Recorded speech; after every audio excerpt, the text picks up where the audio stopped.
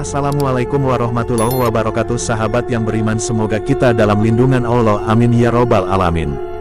Peristiwa G30S tidak hanya soal penculikan dan pembunuhan 6 jenderal dan 1 perwira di Jakarta. Di Yogyakarta, perwira TNI AD menjadi korban peristiwa berdarah ini.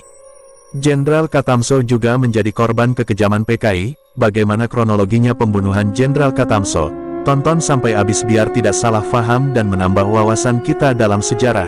Jika suka dengan sejarah ini, tekan tombol subscribe dan bunyikan loncengnya biar tidak ketinggalan sejarah yang bermanfaat dari Kodi Channel.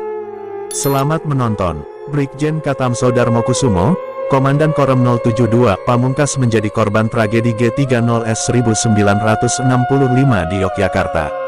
Pembunuhan terhadap Katamso terjadi ketika 7 perwira di Jakarta telah menjadi korban.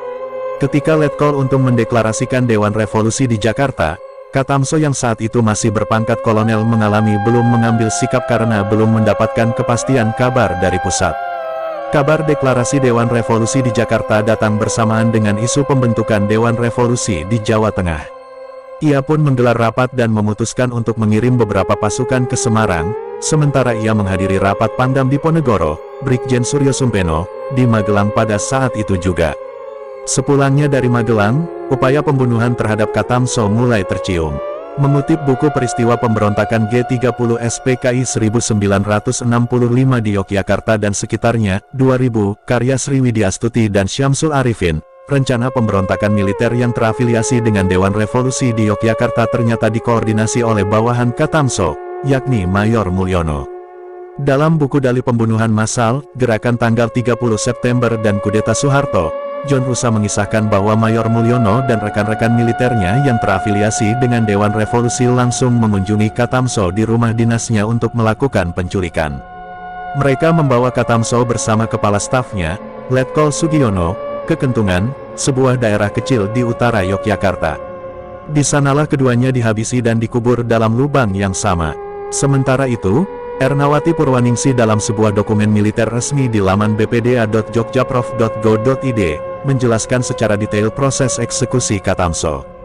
Selepas diturunkan dari mobil yang digunakan untuk menculik, Katamso digiring ke sebuah halaman kosong dengan lubang yang telah digali sebelumnya.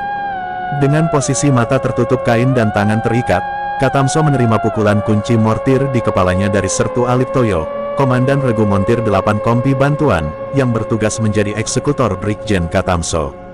Brigjen Katamso langsung tersungkur dan kepalanya bersimbah darah setelah menerima pukulan tersebut. Beberapa versi cerita menyebutkan bahwa Sertu Aliptoyo memberikan pukulan kedua untuk menghabisi pahlawan revolusi tragedi G30S tersebut. Sementara itu, beberapa versi lain menyebutkan bahwa Brigjen Katamso menerima lemparan batu-batu besar di tubuhnya oleh para penculiknya hingga tewas.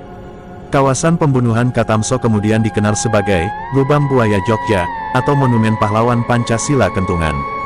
Bila sejarah ini ada yang salah kata-katanya saya mohon maaf sebesar-besarnya dari Kodi Channel. Assalamualaikum warahmatullahi wabarakatuh.